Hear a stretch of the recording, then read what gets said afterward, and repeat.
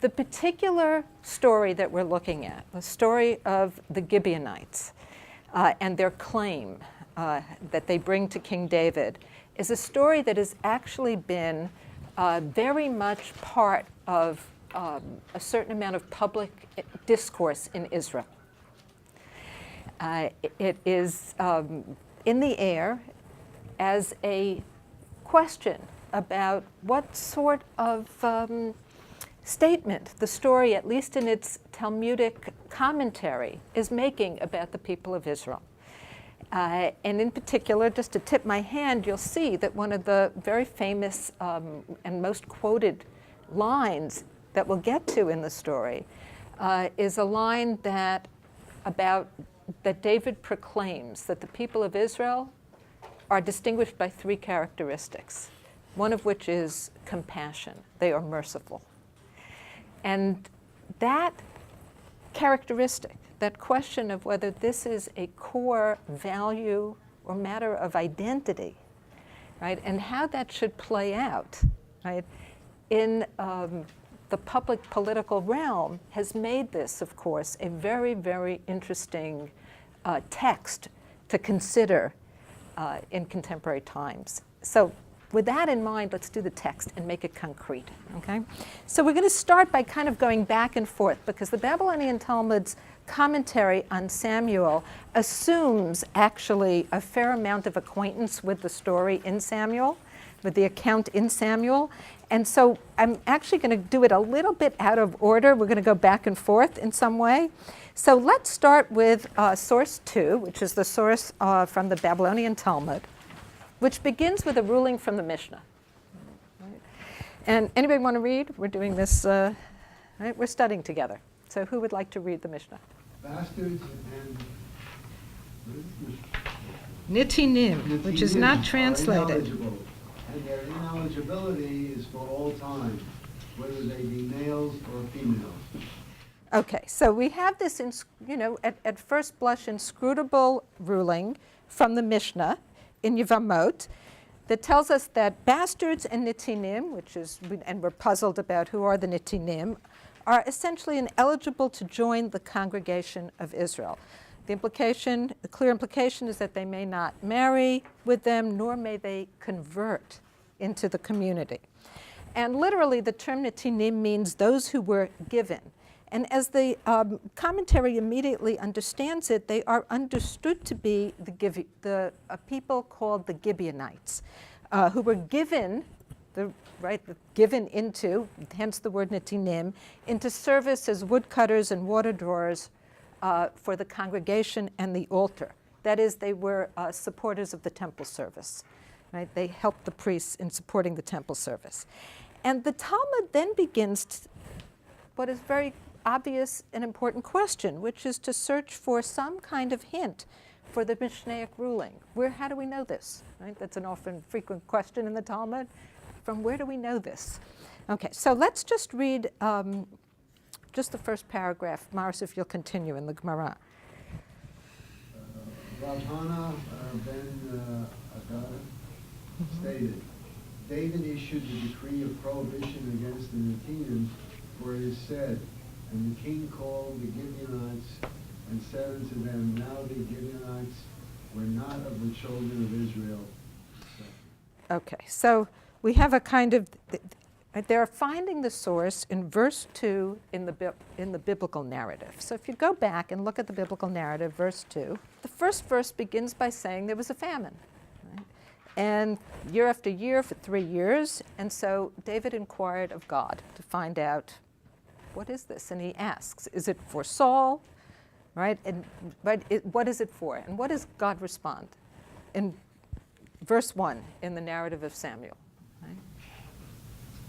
The Lord said, it is for Saul and for his bloody house, because he put to death the Gibeonites. Okay. And so in verse 2, keep going. And the king called the Gibeonites and said unto them, now the Gibeonites were not of the children of Israel. Aha, okay, we stopped, right? Okay, so there's an interesting form of reading here, which is that this verse is used as a kind of hint, right? When it says that, right, David summoned them and said, now the Gibeonites were not the children of Israel, this is viewed as a hint that David actually decreed their exclusion. And so, of course, then the second obvious question is, but why did he, right? Why did he decree their exclusion? So let's spend just a few moments now going back to the narrative so that we can see the ways in which the Talmud plays with this narrative in a kind of an interesting and important way. Are we leaving out the Amorites? Is that significant that they were... It does become significant later on, yes, it is, and that's a very good question because we're going to find out, and we could do it right now, it doesn't really matter. It does say they are the remnant of the Amorites. So if they were part of the Amorites, what does that mean? What should have happened to them? Remember, be killed, right? Killed, right? Because as Israel was conquered, right, they should have been killed as one of the 7 nations, right? So what happened? Anybody remember? How did they manage to escape this fate? Yes. They pretended to be from a city afar off. Yes, they pretended to be from a city afar off, right? And they came to Joshua, right? This is in the time of Joshua. They came to Joshua, said, we're just so hungry, we're from a very far city, what should we do? And Joshua made a pact with them, right? And the pact was to protect them, and they entered into a treaty. And then the fraud was discovered, right? But since the treaty had already been concluded in the biblical conception, a treaty is a treaty, an agreement is an agreement, and it cannot really be undone, right? And therefore, they had a protected status. So what Joshua did instead was give them over into service to the priests who were in the city of Nov. And we'll get to that in the Talmudic passage, which goes into it.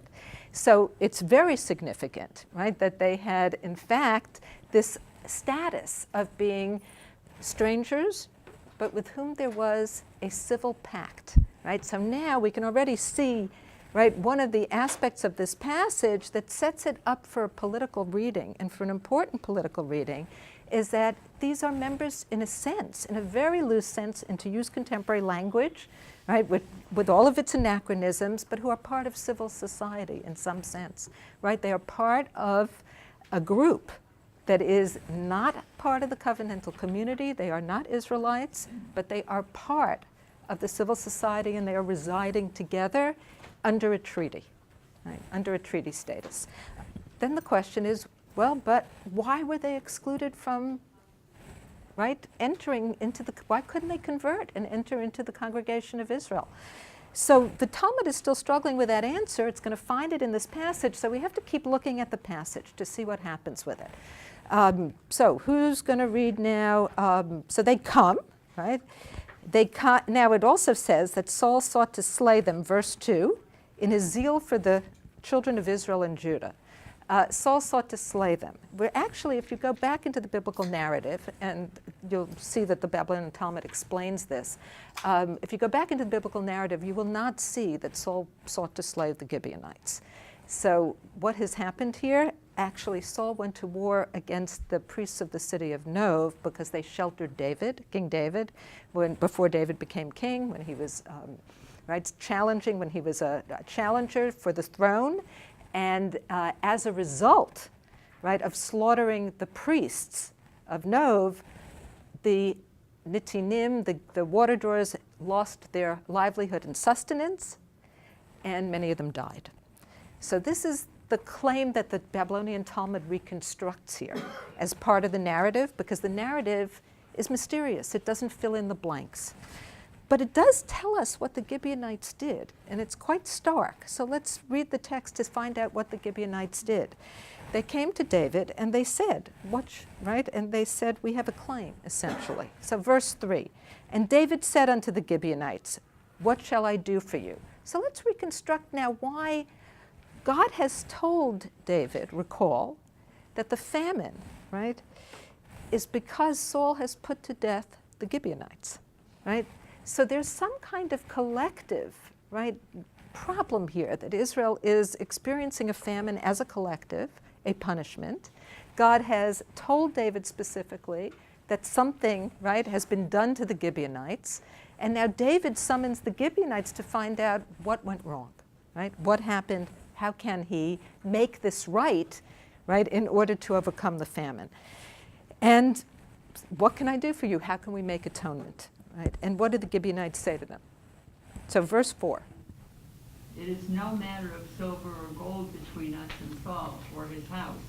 Neither is it for us to put any man to death in Israel.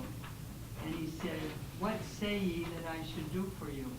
Keep going. And they said unto the king, the man that consumed us and that devised against us, so that we have been destroyed from remaining in any of the borders of Israel, let 7 men of his sons be delivered unto us, and we will hang them up unto the Lord in Gibeah of Saul, the chosen of the Lord.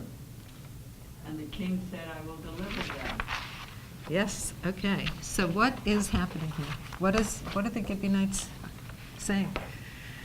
We don't want gold and silver, an eye for an eye, exactly, right? We can't be appeased, we cannot be pacified with gold and silver, right? And we have another problem, which is that the man who did this to us, right, is no longer alive. And so instead they are demanding an eye for an eye, but in a very interesting way, right? Which is an eye for an eye, but but with a collective imagination. That is that somehow, right, this will be his 7 sons, right? That it will be in terms of his issue, right? His the next generation. And the king says, I will deliver them. And if we go to verse 9, this part of the story, it's a very long and intricate and wonderful chapter in Samuel, but this part of the story at least ends with, in fact, David delivering into the hands of the Gibeonites 7 sons of Saul who are hanged on the mountain, right? And they are put to death. And then there's a very moving description of how one of the daughters of takes a sackcloth and spreads it on the rock, Ritzpah, to try to protect the bodies from the birds, implication that the bodies have been left there, right? Have just been left there to be picked on by the birds, and she tries to protect them. So it's a very disturbing story, to say the least. And let's look now to see what the Babylonian rabbis do with it. The rabbis of the Babylonian Talmud. Okay, so now let's look at paragraph 2 under the Babylonian Talmud. And you'll see, that this is a passage that has constant interpolations back and forth. You'll now begin to recognize them, but there's a subtle reworking. The reconstruction here is that David says, well, if there's a famine, right, then the punishment must be for some sins that some have committed, but we all are in some sense responsible for. Right? So inquiries were made, right? But they couldn't find anybody who had committed any sins, right? Any of the 3 sins. At which point, right, finally, when David has tried to find and root out the source of this punishment, of divine punishment, he says, the matter depends entirely upon me. Now that's I bolded it because I think it is an important, it's an important phrase in here. It's also actually a pun. Because if you look at it in the Hebrew, it says talui, which is a word for hang, right? The matter hangs on me would be a better translation of it. And so it's actually quite a poignant pun, right? The matter hangs on me. And then he seeks the face of the Lord. Now, we recoil. Why do we recoil? Let's start with that. Why do we recoil when we hear that David gave up Saul's 7 sons? I mean, just why do we recoil? Why do we recoil immediately when we read a story in which the Gibeonites say, we can't enact justice against Saul, so let's enact justice against his sons? They didn't do anything, right? At least if we bracket some of that first article, his bloody house, they didn't do anything, right? It's Saul who did something. And we have an immense, right, immediate sense, right, that everybody, right, must be accountable for their own acts and no one else's. Now, of course, this is what the text is struggling with from the beginning, right? This problem of collective versus individual accountability. It struggles with it. There's an immediate assumption, of course, that everybody is suffering from this famine, even though it might be only a few who have sinned, right? But at the same time, right, that we have immediately there, and we didn't really recoil. But we recoiled, right? At least we didn't immediately recoil. But we recoiled immediately when we got to the moment, right, in which David, right, as opposed to God, right, seems to be, right, in some sense, handing over these 7 sons. And it has to do in part with, of course it has to do with our own sensibilities. We know that the Bible says, right, that God will remember the iniquity up to the 3rd and 4th generation. Much earlier. Much earlier than the Babylonian Talmud, exactly. What else does it say in the Bible that might be a counterpost to that? Does anybody remember anything else that is also earlier than the biblical? Right? Right, exactly. We have in Jeremiah and then repeated in Yechezkel, right, that children will not be put to death for the sins of their fathers, or fathers for the sins of their children, right? Each will suffer on his own. So we have 2 different biblical images and principles. Sorting through those 2 different principles is a very difficult task. And there's been a lot of scholarship on the issue, as well as, of course, rabbinic commentary in sorting through. Moshe Greenberg has a fabulous, wonderful article dealing with just this issue.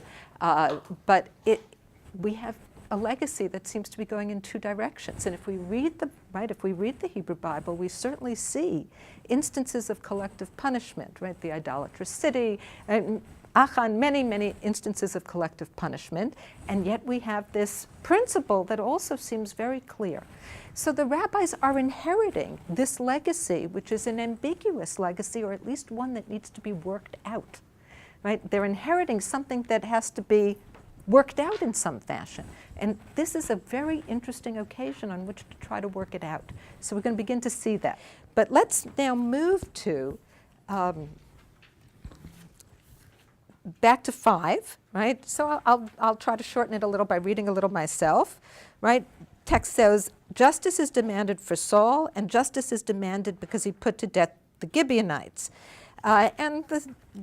We can skip some of the proof texts. And David says, but as to Saul, there have already elapsed the 12 months of the first year, and it would be unusual to arrange for his mourning now. As to the Nitinim, however, let them be summoned, and we shall pacify them. So immediately the king called the Gibeonites and said unto them, right, how should I make atonement, etc. This is a quote from the biblical narrative, and they said it's not silver and gold, as we know, right? But let 7 men be delivered unto us, and we will hang them. And he tried to pacify them, but they would not be pacified. So number 7, here comes the crucial answer to the question that at least was the beginning of the passage, which is, why are they decreed to be excluded from the congregation? Thereupon he, that is David, said to them, this nation is distinguished by 3 signs. They are merciful, bashful, and benevolent. Why bashful? It's meaning modest. Actually, a better translation might be modest, right? There are 3 signs. Only he who cultivates these 3 signs is fit to join this nation. So if David then, if this is the answer of the Babylonian Talmud here to the question of why David excluded them, what quality did they lack? They lacked mercy, right? Now that's an interesting thing to say here, right? Because that they lacked mercy. Right? It's not that they did something unjust necessarily. They lacked mercy. We'll come back to that in a moment. Let's look at number 10, because the rabbis they have their answer, but they're not, right, they're not finished with this story. But surely it is written, the father shall not be put to death for the children. And Rabbi Chia bar Abba replied in the name of Rabbi Yochanan, it is better that a letter be rooted out of the Torah than that the divine name shall be publicly profaned. Right? So the objection, right? There's an objection to David's conduct. What's the objection? The objection is, it's not a quote from, right, shall punish to the third and fourth generation. It's only, right, only one of the biblical principles is quoted here, and that is that the fathers shall not be put to death for the children, right, from Deuteronomy, Jeremiah, Ezekiel's repetition of it about sour grapes. So what did David do according to this passage? He acted, in some sense, illegally. He violated a law of the Torah, right? He uprooted a letter of the law, right, in order that there should not be a profanation of the divine name. Now, this is an interesting passage in part because it's actually the Babylonian Talmud that is the large protester that makes sense of makes a hierarchy in some ways between these two contrasting principles of intergenerational punishment and individual accountability. And it's the Babylonian Talmud's voice that's actually very strong in leaning towards individual accountability. The Babylonian Talmud frequently says, wait a minute, two of you have made a sin and Zigad is lashed? That makes no sense, right? It's a logical objection that is raised very frequently. And so here, the Babylonian Talmud is actually setting up a rule, right, in quoting it in this way.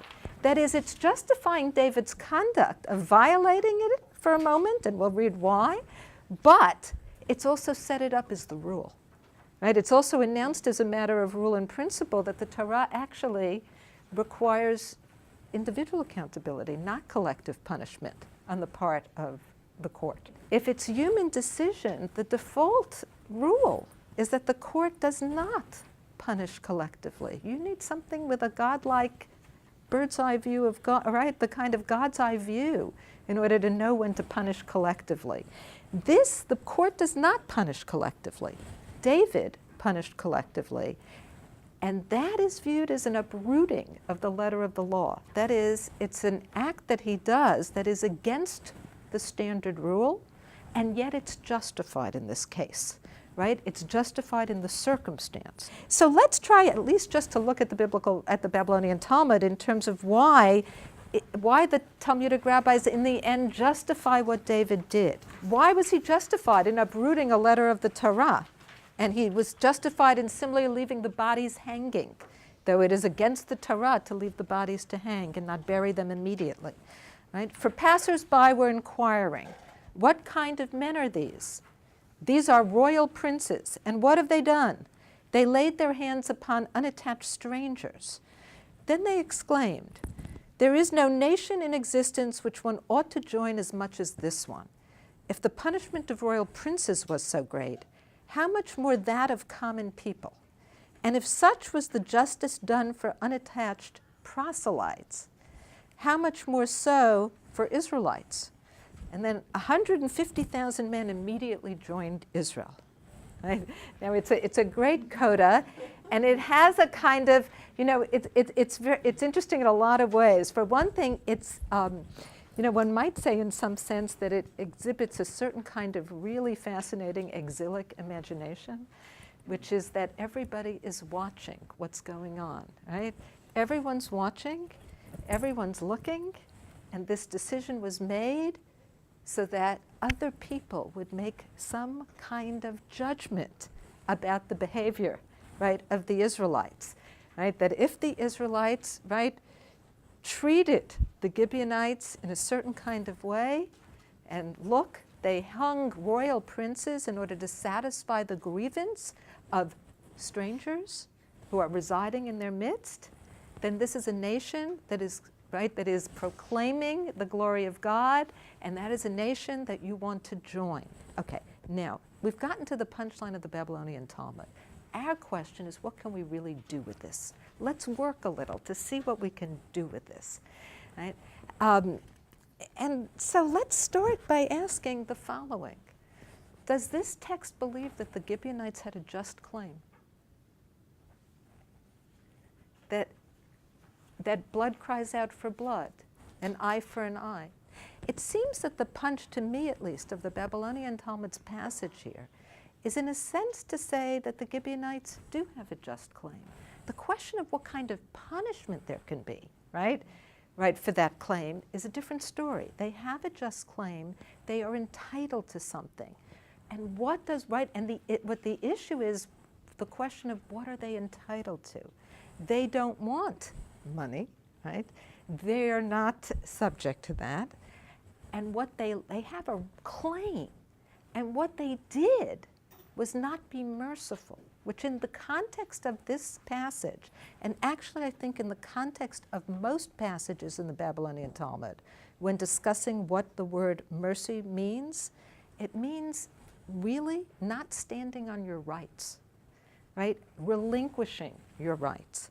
That's actually a kind of definition of mercy that links it strongly with the notion of justice and is very much a part of the rabbinic thought that takes mercy in a way that we don't often think about it as it's not about grace, it's about not standing on your rights.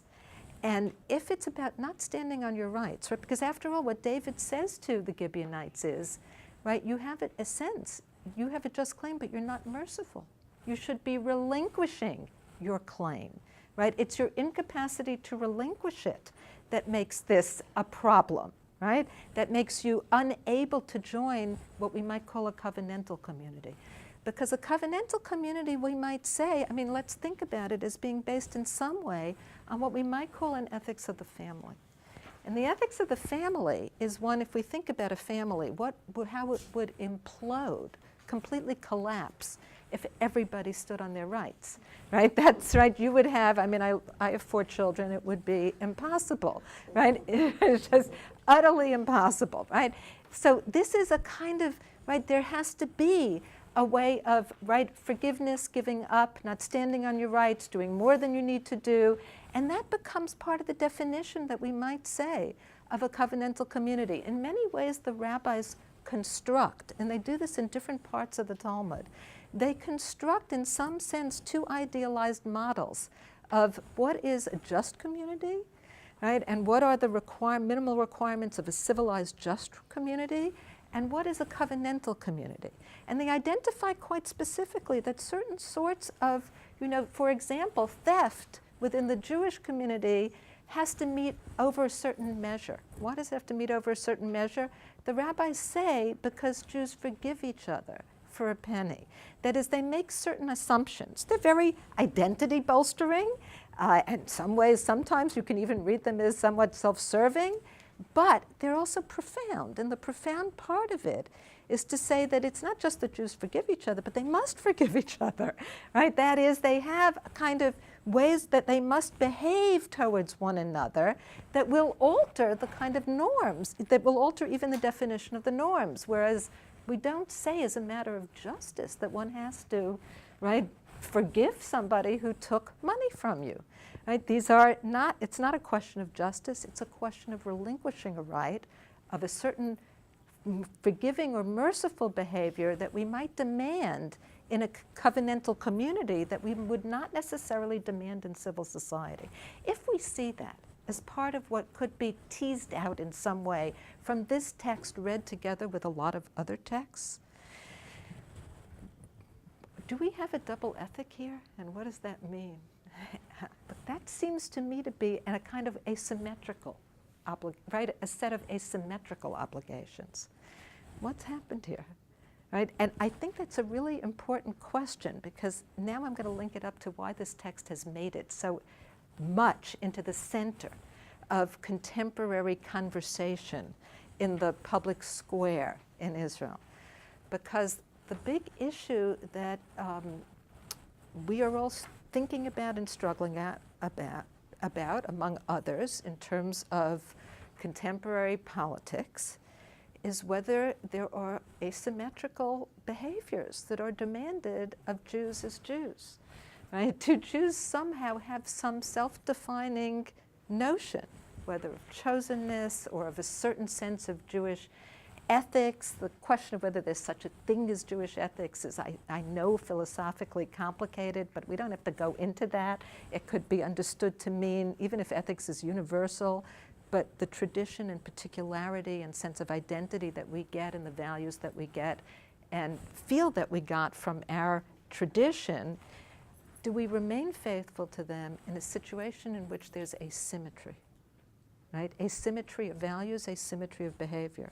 How does this story work its way out in that sense? That's one question I have. And then we have to get to the question of reconciliation, because of course, right, the biblical passage and this narrative in the Babylonian passage are also stories of reconciliation. I mean, the whole event in Samuel is about making sure that the Gibeonites can remain, in fact, as part of the political community.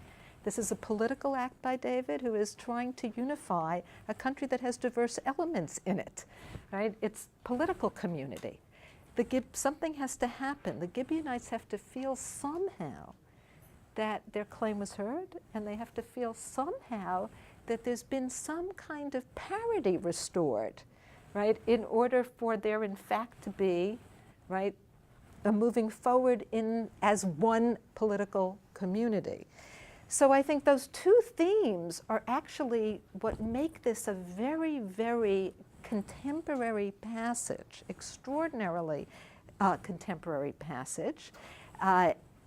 It's a difficult text. It's a morally ambiguous text. Certainly the biblical passage is, but even the Babylonian Talmud's gloss on it is. But what it does for us is raise these acute questions, right? Because in some ways there is asymmetry here, right?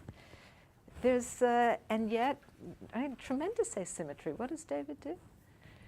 He solves it by acting quite harshly, quite cruelly, right, against his own compatriots, right? But proclaims, right, that the community, right, cannot be breached by having the Gibeonites join it, right? That ethos can't penetrate into the ethos of the covenantal community.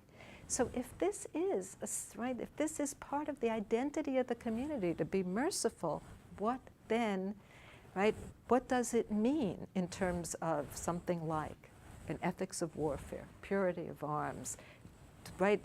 Does one have to think about, right, remaining somehow, retaining some sense of tradition and identity in a situation like that, without, even if you know that it's going to be asymmetrical. It's a very, I'm not giving you an answer for it, but I want to see the ways in which the Talmud has posed the question in an important way. So we have this text that has done, right, it's kept that ambiguity, not ambivalence, but ambiguity going. That is, it refused from the beginning to take the easy way out of saying it's Saul and his bloody house. It could have relied on narrow notions of corporate responsibility, even political accountability, right? That the sovereign, right? The sovereign is an entity. Saul and his house, the princes, that wouldn't be a large step. That would not be such a large step, right? It wouldn't thrust us into a completely collective imagination of punishment.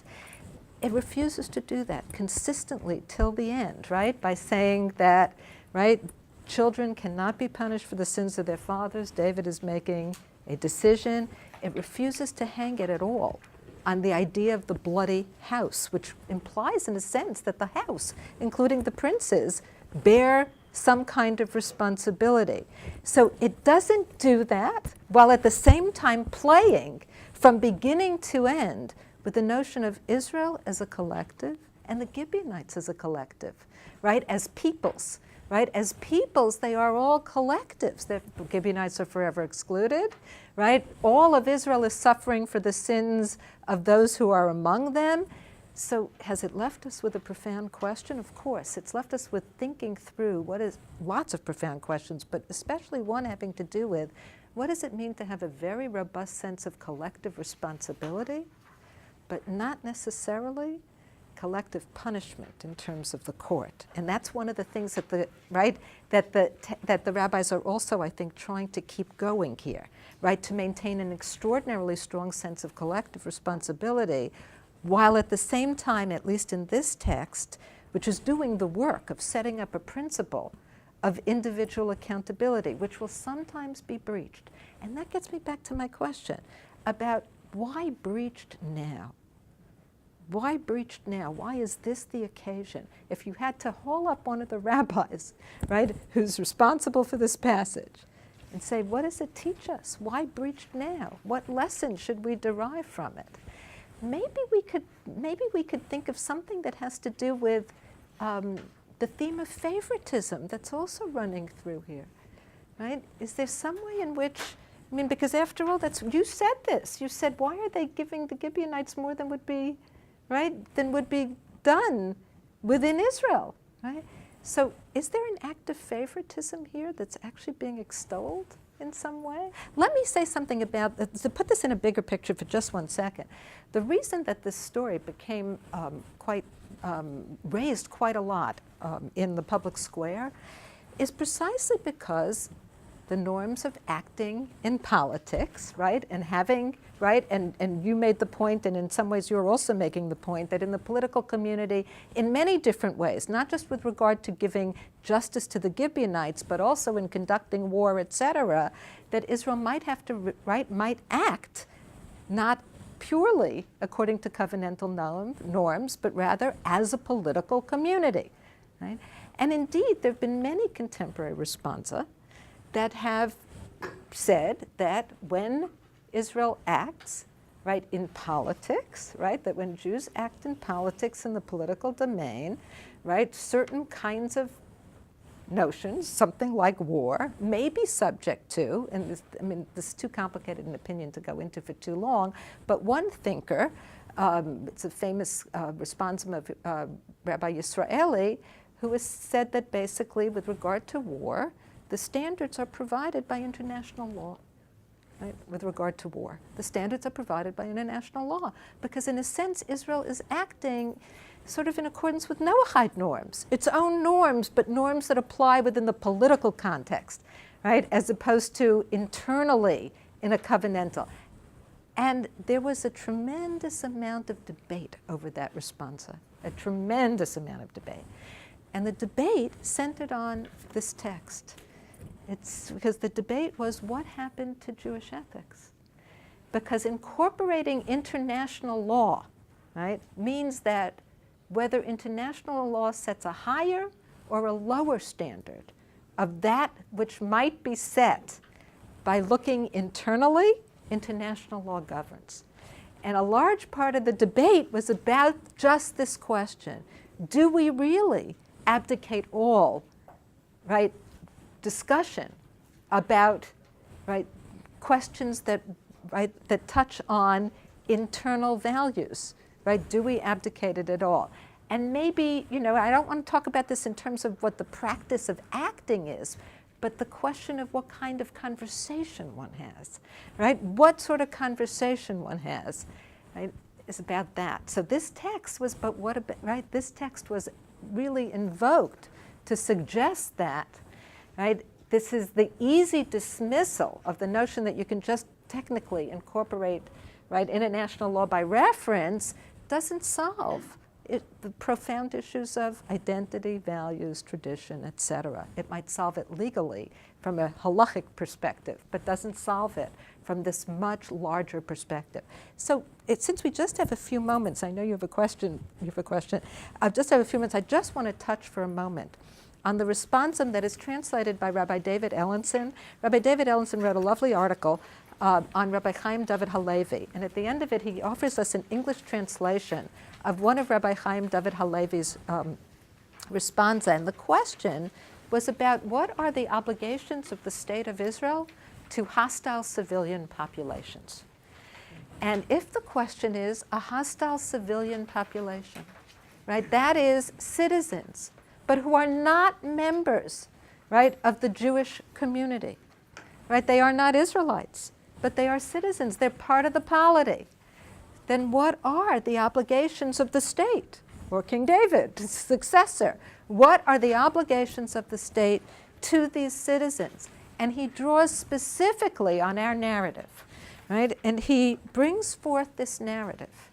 And he brings it forth in two respects. The first thing that he says, which is extremely interesting, is that he talks about the Gibeonites' pain.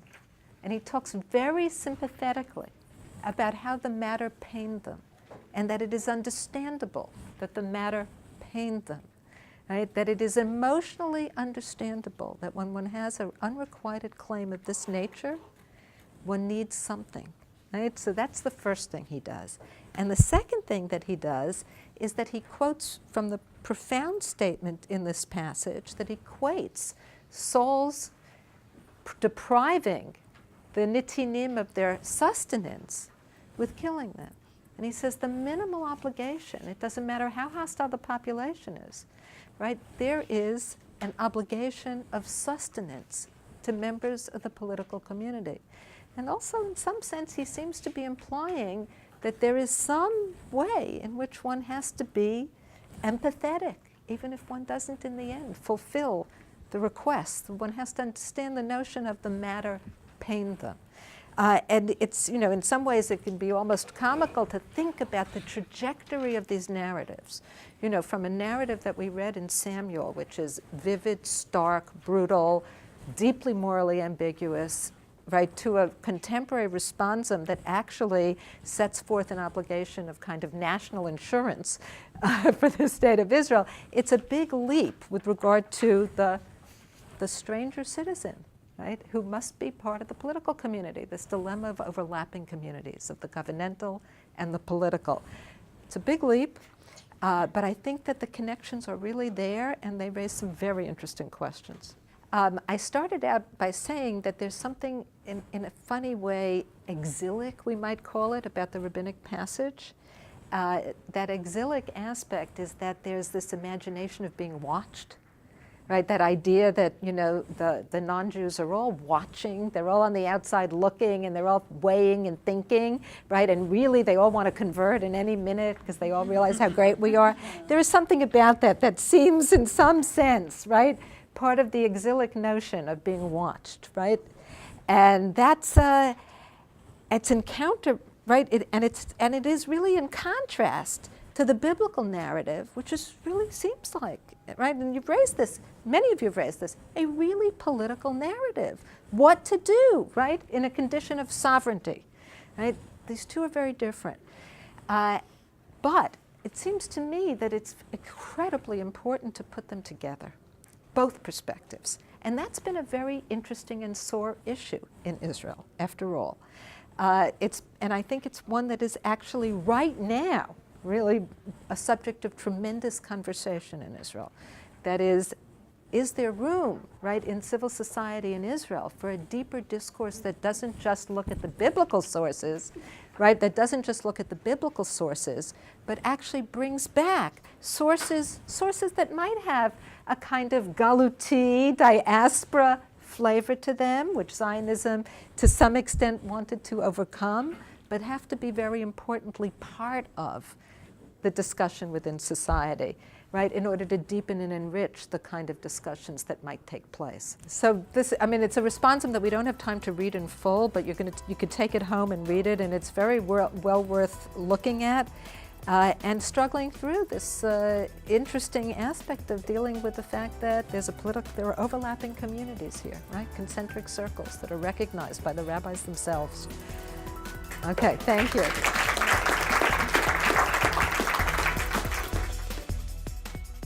We would be pleased to send a complimentary DVD of this program to anyone who wishes to support Shalom TV with a tax-deductible gift of $36, double high or more, to the nonprofit organization Jewish Education in Media. Simply visit the Shalom TV website homepage and click on the Donate button to make a donation by PayPal or your credit card. And please indicate the program for which you would like a DVD. Or you can send your tax-deductible check made out to GEM. To GEM, Post Office Box 180, Riverdale Station, Bronx, New York, 10471. And again, please remember to indicate which program you would like to receive on DVD with our compliments. And we thank you for your kind support.